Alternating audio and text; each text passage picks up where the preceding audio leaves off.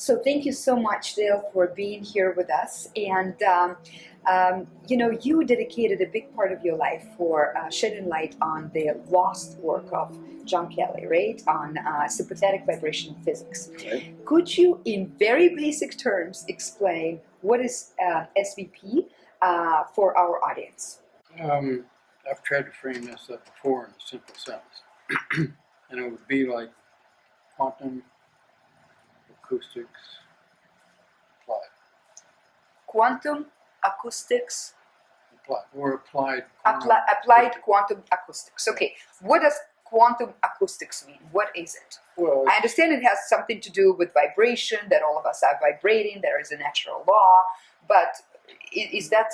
well, that description is quite limited also, but it's all about vibration, sound and vibration on whatever level. So if it's an acoustic level that we can hear, audible level, all the way up to radio frequencies, light frequencies, gamma ray frequencies, and then the mind and love frequencies. All of that together. And they all operate on sympathetic vibration. Quantum entanglement, they call it today. Wonderful. So, okay, I'm a woman, and I want to, of course, talk about love. But I want to talk about love from the position of SVP. Well, how would you explain what love is vibrationally, and why do we fall in love, fall out of love? Where does love come from? What is it? There's many different kinds of love. The love I talk about in my science is the universal love that binds the universe together. It's not puppy love, it's not infatuation, it's not sex or being married or anything like that. This is the love, the glue that holds the universe together. And it's a universal, undifferentiated love. No ego, no intellect, no hot and cold. It's just is. It's sometimes been said that God is love. So is this, in your opinion, of course, because it's a controversial topic usually to discuss God. What is God? What is God for you? For your science? Everything you ever thought you knew about God, just throw that away. Or set it aside for a minute while I try and describe what I've been coming to know as God. It's love. It's unity as in unison, as there is no division. It's undifferentiated. It's all as one. And it's a term that we use in our science is sympathy. In that, when things are in sympathy with each other, it means they're in tune. They are as one. So there's this grand sympathy, like a symphony music throughout the universe. And God is that sympathy, that connecting link that is behind all that is. It's not anthropomorphic. It's not some old guy sitting on a cloud. I mean, all that stuff is nonsense, because that's all made in our image. Right. We're supposed to be made in God's image. Since God is undifferentiated consciousness, that's what we are, consciousness. So would you say that all of our sickness, trauma, heartbreaks, all of the unfortunate events in our life happen because we are at that moment not in the same vibration with the God vibration? Or what is the root of that? Well, there's a school of thought which I subscribe to that says we are responsible for everything that occurs in our life. We break a leg, or we lose our business, or a spouse, or whatever. We brought that on ourselves by some form of thinking or behaving, mostly thinking and speaking. So when we think something, like Dr. Emoto's work, when you think something, you send it out a vibe, and it comes back. So crystallized water is in different patterns. Everything echoes back to us what we express, whether it's thought, whether it's yelling and screaming, whether it's joy and play or love or whatever. The universe can bring that back to us. So if you're if you have nasty thoughts about somebody, like you get in a mind thing, and you're talking about it, that's all going to be in broadcast, and it will come back, and you will suffer the consequences. So the responsible spiritual organizations out there, they teach you how to be upstanding, always be positive, cultivate yourself so you're not thinking negative thoughts or unwarranted thoughts or anything, clean your act up. And your life will smooth out. If we get all rough and tumbly and yelling and screaming, we get reactive, they call it reactive. You start being reactive, the universe comes back to you just like that. And hits you with a frying pan. Yeah. And it may not be tomorrow or the next month or next year. It could be the next lifetime when circumstances can bring that about. It'll lay in wait and you'll say, my gosh, look what happened. But you did that. So you believe in karmic... Well, I believe in cause and effect. Thought is the main cause in the universe. So whatever your thoughts are, they set in motion consequences. And it can be good consequences. So if we cultivate our thinking, and we have good positive thinking all the time, or as much as we can, our life starts to reflect that. Do you have any techniques for people? Because, it is very hard.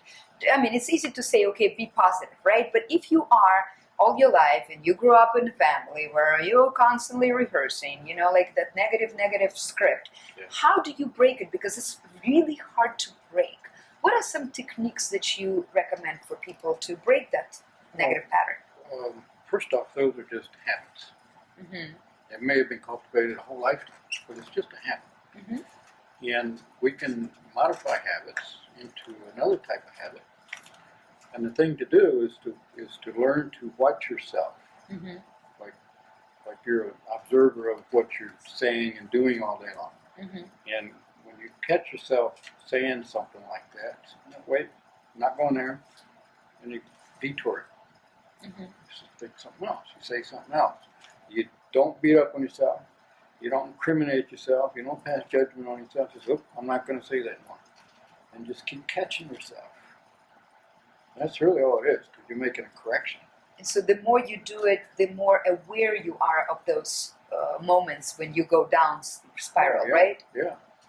And the thing to do is always treat yourself with TLC. Especially when we want to beat ourselves up. I'm not going there. We're not taught that, though, We're not taught that. We're taught guilt and shame and be judgmental. Be judgmental of yourself and others. Strike back and all this. No, it's how do you learn to be this love that's in the universe? We already are that. But we've got all this egotistical crap on ourselves. And so if we watch ourselves as we go through the day, how did I react with that guy? Well, next time I'm not going to do that. And you train yourself to be a more loving, kind, gentle, responsible human being. And it's just a matter of training. And it may take a while. You see, we all want magic pill, right? Magical pill in this day and age, right? But it is a new habit. You need to build it, right? It's just a matter of application. All right. Consistency and persistency. And you're going to slip. We all slip. Yes. No. Yes. Next time, do better. But never berate yourself and never self-condemn yourself, ever. Worst thing you can do. Say, no. Today, at the end of the day, you do like a report card. Well, I slipped here and I slipped there. But boy, I did good here. I did good over there. Next time I'm going to. And you are your best coach. That's great. So can you please tell us, you are here in this conference and you have this incredible equipment machine, right? Dynasphere, right? Could you explain? It mimics, again, to the natural principles, right? In nature that everything rotates, and but what does it do? What is that thing? And we're going to show that machine to our audience, but that's some incredible things are happening around that. It is. It's pretty much serendipitous. We read the old literature and the stories of Keeley made this glow motor, and he had different names for it, and it would rotate, and he could power industry and stuff with it. So we said, well, we can make one of these. I mean, he did it, we can do it. And so we thought we were making a free energy machine, purely mechanical motor, right? Generator. And so we built it, and by the way, it was the most amazing 4 months of my life building this thing. Can you imagine? And we got it all built. Okay, gee whiz, it wasn't rotating. So I said, well, there's an energy conference in Denver. We'll take it there. First time out in public. And I'm telling you all these stories, so to answer, there's a lot. So we take it to the energy conference, and it's sitting there on a table in the display room. And I come back from lunch one day, and there's all these women standing around it. And they got their hands up like this, like they're warming their hands on a fire. And I'm kind of like, first off, there aren't many women at a conference like that, and they're all gathered around there, and they're all very somber. And I said, what are you guys doing? One of them said, we're standing here feeling the love come off this machine. And they all nodded in agreement. And my whole life kind of flashed, because I wasn't feeling any energy. I made it. She was feeling an energy. They were all feeling an energy, and she chose to call it love. And they all agreed with it. And I didn't have any idea what she was talking about. I mean, like, oh my God, what's this? So this was a part of it that we had no clue about in the beginning. We just a motor. No, there's more to it. There's more here than a motor. So I took it to a metaphysical center in Tulsa, Oklahoma. And we had weekly meetings, and I told the people gathered there, I told them about the women, and I said, I don't know what's going on here, but you guys are going to be the guinea pigs, and you're going to come in here every week and be around this thing, and you tell me what you feel, what you experience, mostly women, spiritual type women. And I said, I'm going to stand in the corner so I don't interfere with whatever you guys, you experience. And so my job at that point was to take notes and see what was going on, and over months this was going on. In the meantime, I'd go downtown and I'd look in the bookstores for anything that had love in the title. I want to know what this thing is, because I didn't have a clue. Right. And over those months, I began to realize that as I was learning what it was and what was going on within myself, healings, people get healed all the time, that I began to get an idea about love. And I realized 6 months into this or something, I said, you know what? Nobody knows what love is. They might think they do. But when we start getting those levels, I'm really motivated, dedicated to what I'm doing. So I'm not being dumb about this. I'm really digging into it. And it became quite clear. Very, very few people know what love is, like we talked about in the beginning. Yes. This universal love. Yes. It's like, I want, I care, I love. That's not love. That's selfish infatuation. Yeah, And this universal love that's what the Dynaspheres is pumping out. Wow. Universal love. You walk up to it and you feel it. And women are especially sensitive to it. Does it affect the energy around it? Like, how far would you say? I mean, what if we install this everywhere in the world? Can we solve all the issues? I think so, because we saw the transformation of people who are around it. When they come around repeatedly, they start to transform. And what's happening is they may not recognize what that energy is. Women do. Women are very sensitive to this. I mean, they get it really quick. But your inner self, the real self, that is love, which has been imprisoned in our egos and our maniacal beliefs and everything, says, oh, I recognize that. I know what that is. And it starts to work its way loose and start expressing itself, and the person wakes up. You know what I mean by wake? Yes, of course. Wake up. Waking up, yes. Too. And I thought that wouldn't it be a great project to make it 100 of these, spread them all over the world, I'm for it. then the 100th monkey thing kicks in. Some people say that's not true, but you know what cadence is in music. You know? People start tapping their toes, and pretty soon the whole room starts tapping their toes. Yes. Well, call that the 100th monkey or whatever you want to call it. But if you had 100 of these things spread around the world in good places with the right people, Yes. something's going to give, because we've had lots of people wake up around them, lots of people being healed around it. Wow.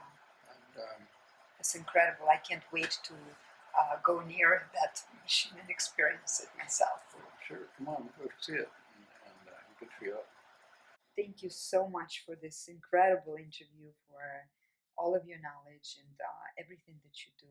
And I really hope that we can slowly, it's a habit too, right? Yeah. It's a new habit for the whole world, but slowly bring more of that love that unfortunately very few of us really experience in this lifetime. So, They're coming up. They're popping up everywhere. popping up everywhere. Popping up I everywhere. love it. Thank you so much.